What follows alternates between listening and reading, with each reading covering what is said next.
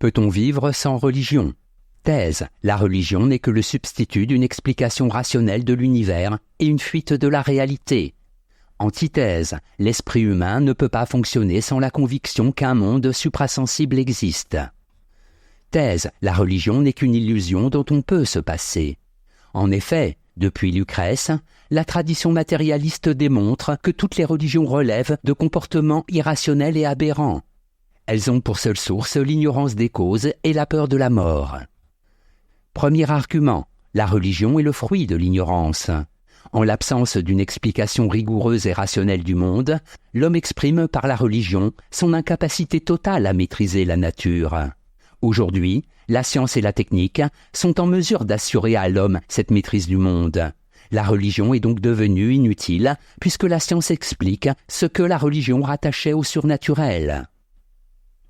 Deuxième argument, la religion est une névrose obsessionnelle. Les doctrines religieuses ne sont pas produites par l'expérience ni par la réflexion, mais constituent des formes de satisfaction de désirs inconscients. La détresse infantile est génératrice de terreur et d'angoisse qui poursuivent l'homme toute sa vie. La religion y répond en fournissant un Père, Dieu, substitut tout-puissant du Père du nourrisson, ainsi que des réponses aux questions angoissantes sur la mort, les origines, etc.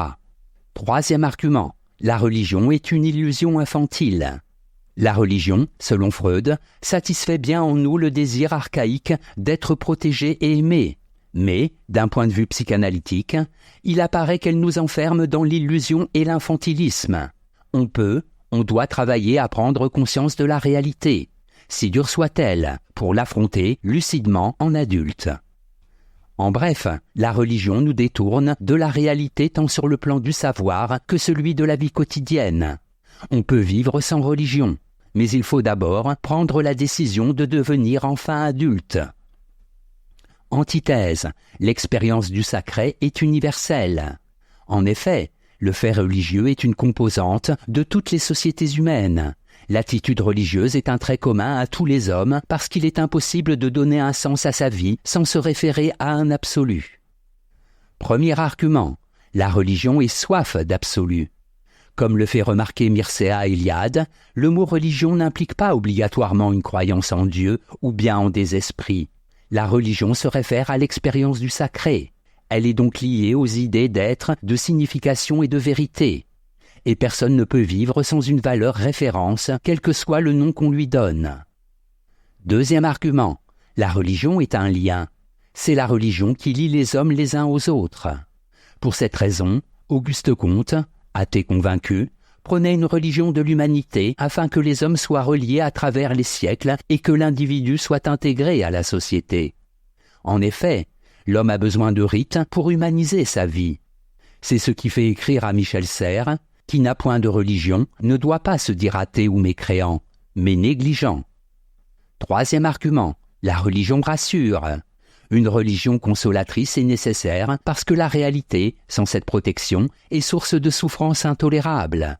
C'est pourquoi Bergson, comme Hume avant lui, estime que la religion a une fonction sociale et pratique, celle de protéger la vie contre le pouvoir dissolvant de l'intelligence, en constituant une assurance contre la dépression morale devant la mort et l'imprévisibilité du monde.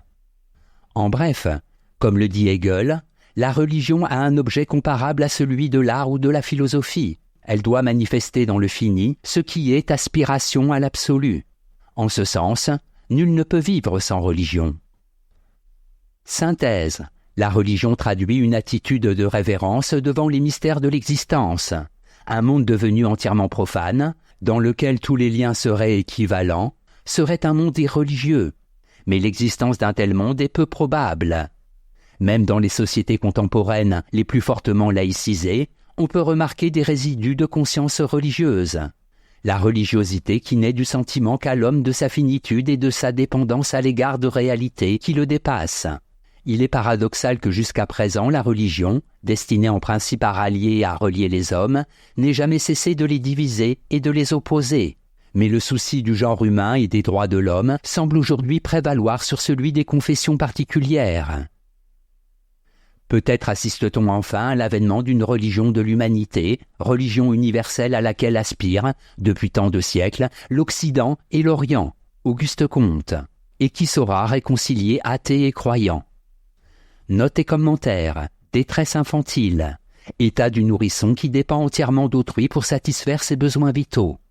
Névrose obsessionnelle, affection mentale se traduisant par des obsessions, des luttes contre des pensées indésirables, des scrupules permanents et des rites conjuratoires entraînant des actions répétitives. Profane, qui est étranger au domaine de la religion, du culte, du sacré. Sacré, ce qui incarne le mystère et l'inconnaissable, lesquels doivent être révérés comme tels. Citation. Nous avons tout juste assez de religion pour nous haïr, mais pas assez pour nous aimer les uns les autres. Jonathan Swift.